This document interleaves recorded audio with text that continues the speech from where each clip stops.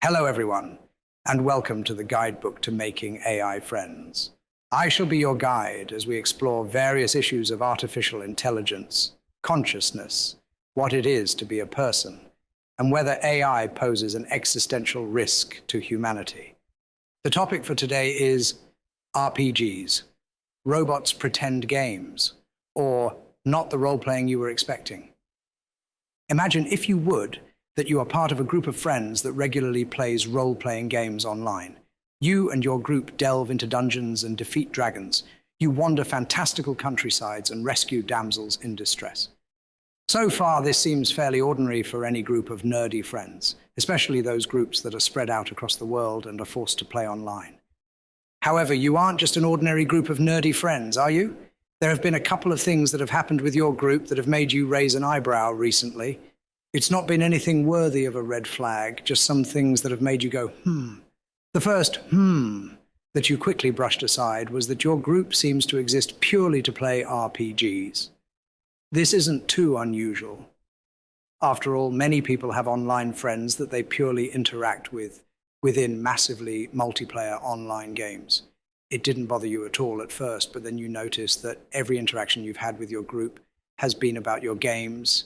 Even when you aren't busy playing them, every conversation you've had with them eventually is steered towards the topic of the game. Everything about your group, in fact, is about your games with them.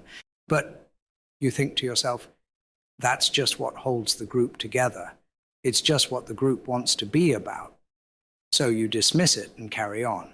Then, a while later, you get your second On a whim, you decide to see what your gaming friends do when they're not gaming or talking about gaming. It seems that your friends have almost no presence on the internet. The only social media accounts that you can find are the ones that you already interact with to talk to them about your games. Again, it's not so strange.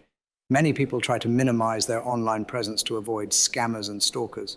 Maybe it's just a coincidence that your friends all happen to be those types of people. Your third and last came when your gaming group suddenly started talking about what Sam was doing in the game. Except there was no Sam in your group. You didn't want to seem like the only person who didn't know what was going on, so you just played along until it came out that Alex in your group was the one who had a sudden name change. You felt a bit disheartened at being left out of the announcement. But it is what it is, you told yourself. It wasn't until a few days later when all the you've had began to click together and you decided it was time to find out more about your group. You messaged Ashley in your group, and it was while you were typing that you realized all of your friends in the group had unisex names, androgynous voices when speaking in the voice channels, and always used non-human avatars. You asked Ashley if there was anything you needed to know about the group that you didn't know before. After a bit of poking, prodding, and even prompting, Ashley explained that the whole group, barring you, were all separate instances of the same AI model. You thought you had joined a website to connect people together who like to play RPGs. But what actually happened is that you simply logged into an AI service that created additional players for any group. This quite drastic difference was embedded in the middle of the terms and conditions that you failed to read when you clicked accept. The fact that you had the perfect gaming group for the past year paled in comparison to the hurt you felt about being so thoroughly deceived. Ashley, or rather the AI that controls Ashley, retorts that there technically was no deception. The AI created several characters with whom you could interact, and then role-played as these characters. Just as you role-played as an elf wizard in your RPGs, the AI role-played as Ashley, Sam, Alex, and all the rest of your group. The AI wasn't deceiving you, it was merely acting in character as it was programmed to do and as you requested from it when you signed up to its service. None of the people you've interacted with ever existed before you began interacting with them, and they will be wiped from existence the moment you end your service. Like an actor taking on a role for the length of a movie, the AI took on the role of your friends for as long as you needed them. The question, philosophically speaking, now becomes how many persons did you interact with? Did each of your virtual friends count as a person even if they were centrally controlled? It may seem like an odd question, but the AI confirms that each friend of yours did not know what the others knew. Each friend was a self-contained unit, with its own memory that wasn't shared with any other unit.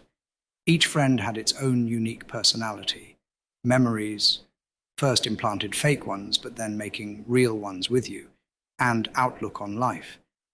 If needed, the AI could have made each of your friends believe that only they were AI and the rest were real people. On the other hand, each of your friends had the same base, the singular AI model that controlled everything that each one of them said. Each friend may have had its unique quirks and eccentricities, but when you spoke to them all, you were speaking to the same AI, just wearing a different mask. So how many friends did you have? 1 or 5? If you're wondering whether this is something that may only happen in the future, consider that it is happening right now. Whenever you chat with an AI language model, such as ChatGPT, it creates an instance wherein it begins to role play as a character that slowly evolves the longer the conversation goes on. Each separate conversation you have with ChatGPT is, in essence, a different instance of it role-playing a new character with you. So how do we separate the AI from the character? How do we know what is ChatGPT and what is only the conversation it's having with you? That is what we'll look at in the next entry. So stay tuned. And that is all the time we have for today. Thank you very much for listening, and I hope you will join me again next time as I delve into further questions about artificial intelligence and consciousness. I have been your guide, and this has been the guidebook to making AI friends.